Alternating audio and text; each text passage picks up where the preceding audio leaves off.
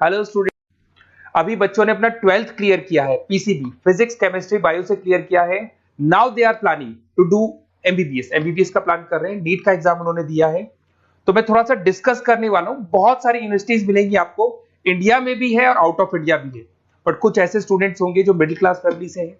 और इंडिया में बहुत सारी ऐसी यूनिवर्सिटीज हैं जिनका बजट बहुत हाई है और वो चाहते हैं कि हमको कम बजट में पूरा एमबीबीएस कंप्लीट करना है, लीगल, सब कुछ लीगल, सारे एफिलिएशन सारे अप्रूवल के साथ करने हैं। तो अपन इसको डिटेल में डिस्कस करेंगे। तो today will discuss MBBS from Kyrgyzstan. तो सारा डिस्कस करने वाले हैं। क्या क्या डिस्कस करेंगे? अफोर्डेबल ट्यूशन फीस कितना पड़ेगा, नेशनल मेडिकल कमीशन से अप्रूव्ड यूनिवर्सिटीज कौन कौन सी है किर्गिस्तान में, वो डिस्कस करेंगे। कोई डोनेशन नहीं देना है, अगर कोई आपसे 1 रुपया डोनेशन मांग रहा है तो वो नहीं देना है। कोई कैप्शन फीस नहीं देना है आपको। पूरा का पूरा इंग्लिश मीडियम में होगा, किर्गिस्तान की कोई लैंग्वेज नहीं होगी, इंग्लिश मीडियम में आपको कंप्लीट करना है। ग्लोबली रिकॉग्नाइज होगा, आप कहीं पे भी कहीं से भी अपना जो एमबीबीएस का प्रैक्टिस है, डॉक्टर का प्रैक्टिस है, वो कर सकते हैं।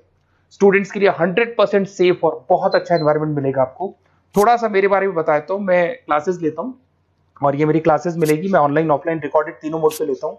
मैं मुंबई में पढ़ा रहा हूँ, मैं दिल्ली जयपुर में पढ़ा रहा हूँ। इसके अलावा राइटर भी हूँ, बहुत सालों से मैं बुक्स भी लिख रहा हूँ। अब अपन डिटेल में डिस्कस करने वाले हैं। अगर मैं एलिजिबिलिटी की बात करता हूं तो जो एलिजिबिलिटी रिक्वायरमेंट है वो क्या क्या है? बच्चे का 12th क्लियर होना चाहिए, पीसीबी फिजिक्स केमिस्ट्री बायो से होना चाहिए।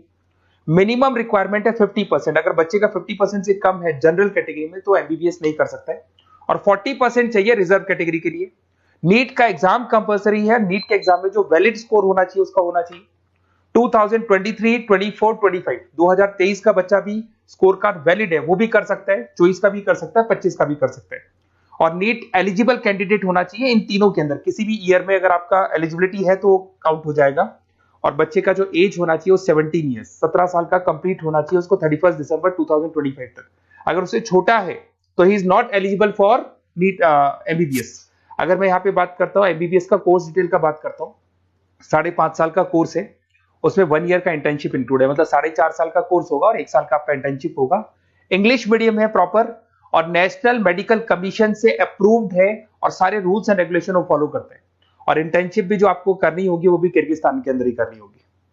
अगर मैं डॉक्यूमेंट्स की बात करता हूं तो बच्चे को 10th का 12th का मार्कशीट चाहिएगा, नीट का स्कोर कार्ड चाहिएगा, वैलिड स्कोर कार्ड, उसके पास वैलिड पासपोर्ट होना चाहिए, फोटोग्राफ 8 से 10 फोटोग्राफ चाहिए, डेट ऑफ बर्थ का जो सर्टिफिकेट है वो चाहिए, मेडिकल फिटनेस का लिए और एचआईवी वगैरह टेस्ट वगैरह सब करवाएगा वो, और एडमिशन लेटर जो सबसे इंपॉर्टेंट है, जो कॉलेज से आपको मिलने वाला है जहां पे आप एडमिशन लेने वाले हैं वो चाहिए, वीजा होना चाहिए आपके पास और ट्रैवलिंग इंश्योरेंस होना चाहिए, ये सारी चीजें चाहिए। एमबीबीएस कंप्लीट होने के बाद में अगर वो स्टूडेंट इंडिया में आके प्रैक्टिस करना चाहते हैं तो उसको foreign medical graduate exam clear करना पड़ेगा।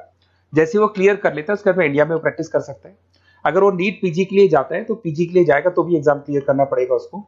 और अगर वो अब्रॉड में यूएस यूके, बाकी तो सब कंट्रीज में आप एलिजिबल हो गए, बट यूएस यूके के लिए आपको USMLE एग्जाम क्लियर करना पड़ेगा।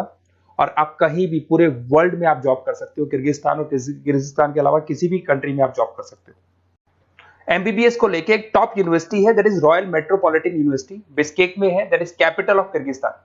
यहाँ पे आपको 80 to 90% इंडियन स्टूडेंट्स मिलेंगे और बहुत कम बजट में, और पूरी टॉप यूनिवर्सिटीज में काउंट होती है। एडमिशन प्रोसेस थोड़ा टफ पड़ता है इसका। 2015 में एस्टेब्लिश हुआ था, WHO MNC अप्रूवल है, सारे के सारे प्रॉपर इंग्लिश मीडियम में चलेगा, और इससे बेटर यूनिवर्सिटी पूरे किर्गिस्तान में आपको नहीं मिलेगी।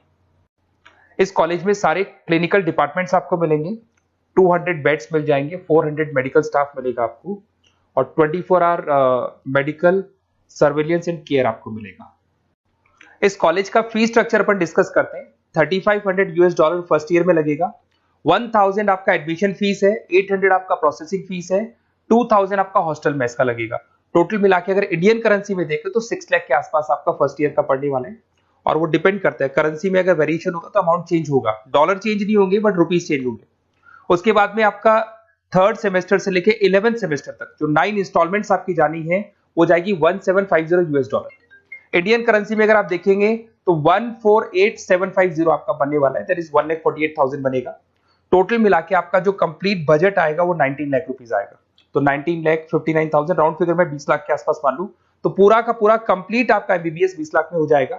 ये जो प्रोसेसिंग फीस $800 आपको $800 दिया जा रहा है, इसके अंदर आपका इमिग्रेशन लेटर हो गया, रेक्टर ऑर्डर हो गया, एडमिशन लेटर हो गया, ट्रेवलिंग इंश्योरेंस हो गया, मेडिकल इंश्योरेंस हो गया, डीओसी हो गया, आपका वीजा प्रोसेस हो गया, एयर टिकट हो गया, एयर पिकअप हो गया, आपका हॉस्टल लेटर हो गया, फॉरेक्स कार्ड हो गया, इमिग्रेशन डॉक्यूमेंट हो गया, और वन साइड का आपका जो एयर फेयर है वो भी इसमें इंक्लूड रहेगा।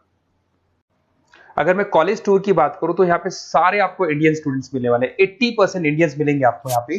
देखिए आपको यहाँ पे हॉस्टल दिखाई दे रहा होगा, मेस में भी आपको इंडियंस मिलेंगे यहाँ पे, और कॉन्वोकेशन आपको दिखाई दे रहा होगा एट द टाइम जब डिग्री मिलता है, तो वो सारी चीजें मिलेंगी।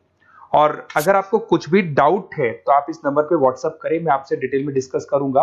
और साथ के साथ मैं आपको सारे वीडियोस जो भी वहाँ स्टूडेंट्स पढ़ रहे हैं उनके वीडियोस बनाए हुए हैं, वो वीडियोस मैं आपको शेयर कर रहा हूँ, तो वो आगे वीडियो में कंटिन्यू हो जाएंगे। Hello, my name is Shweta. I'm a final year student of Royal Metropolitan University, and today we are gathered here to celebrate the Black Theme Day. As it's our final semester, it's kind of mixed emotion. We are very excited as well as it's a roller coaster of emotion. So I'd like to wish every mate of me a good luck. Thank you. Hello guys, I'm Saikitna from Royal Metropolitan University. So I'm studying 10th semester here. So ఈరోజు అయితే మేము black theme day కోసం gather అయ్యాము. ఒక 1 వీక్లో మేమైతే graduate అవుతున్నాం ఇక్కడ. సో ఇదంతా దీపక్ సార్ అంటే మాకు చాలా సపోర్ట్ ఇచ్చారు Deepak sir. So thank you so much for Deepak sir.